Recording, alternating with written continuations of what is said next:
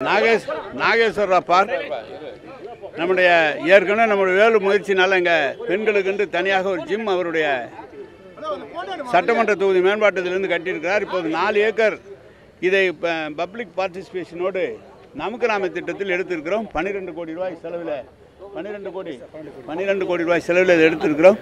மொத்தம் ஒரு 12 மாதத்துக்குள்ளாக இதை முடிக்க வேண்டும் என்ற திட்டம். அதுக்கு தான் இன்றைக்கு அடிக்கல் நாட்டப்பட்டிருக்கிறது. மற்றபடி நீங்கள் கேட்டிங்கன்னா சொல்லுங்கள். இந்த மழைநீர் கால்வாய் பணிகள்லாம் எந்த அளவுக்கு முடிஞ்சிருக்கேன்னா திடீர்னு மழை பெய்யுது.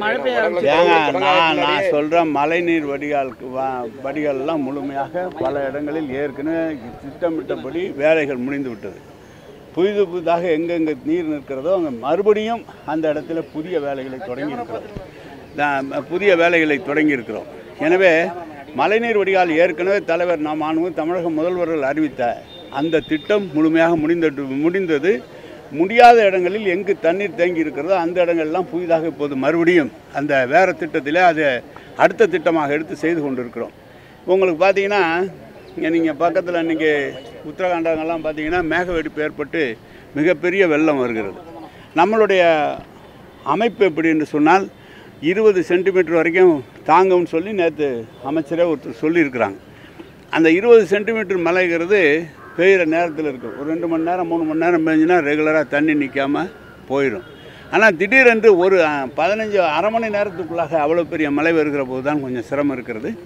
இப்போ 500க்கு மேற்பட்ட டிராக்டர்லாம் கொண்டு வந்துட்டோம். சப்பு எல்லாம் இவ்வளோ மழை பெஞ்சதை கூட எந்த இடத்துலையும் சப்பு எல்லாம் போக்குவரத்து இடைஞ்சல்லாம் பண்ணிகிட்டு இருக்கோம்.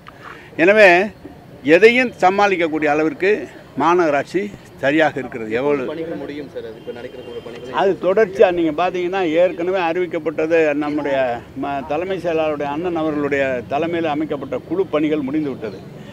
அந்த பகுதி பார்க்காத இடங்கள் மீதம் எடுக்கிற இடங்களில் தண்ணீர் தேங்குகிற இடங்களில் மறுபடியும் அந்தந்த ஆண்டு அது எது தேவையோ அதையெல்லாம் செய்து கொண்டே இருக்கிறோம். தொடர்ந்து அந்த பணி தொடர்ந்து நடந்து கொண்டு இருக்கிறது. இந்த சாலைகளில் ஒரு சிலத்தில் நம்ம பேட்ச் ஒர்க் ஸ்டார்ட் பண்ணோம். இன்னும் நிறைய சாலை இல்லை, நமக்கு சென்னையில் மட்டும் 5000 ரோடு போடுறோமா சார்? எவ்வளோ ரோடு போட்டு மட்டும் 4000 ரோடு அது போட்டு நடந்துக்கிட்டே இருக்குது.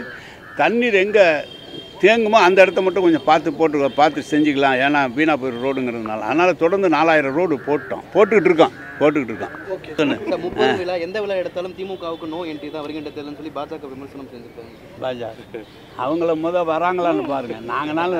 நீங்கள் பாஜக சொல்கிறதுக்கு என்ன இருக்குது? நீ 30 விழா 1 லட்சம் பேரை ஒரு இடத்துல கூட்டியிருக்கிறாரு 3 நாளில். இந்த வெளியில் 1 லட்சம் பேர் நிற்கிறாங்க. முதலமைச்சர் போகும்போது வெளியில் 1 லட்சம் பேர். மழை வந்த காரணத்தால் அந்த கூட்டம் அது கொஞ்சம் கலைஞ்சதை தவிர நீங்கள் பார்த்தீங்கன்னா திருச்சியிலே அவருக்கு பெரிய சிறப்பான வரவேற்பு தான் கொடுத்துருக்காங்க. மக்கள் திமுக பக்கம் தளபதி பக்கம் இருக்கிறார்கள்.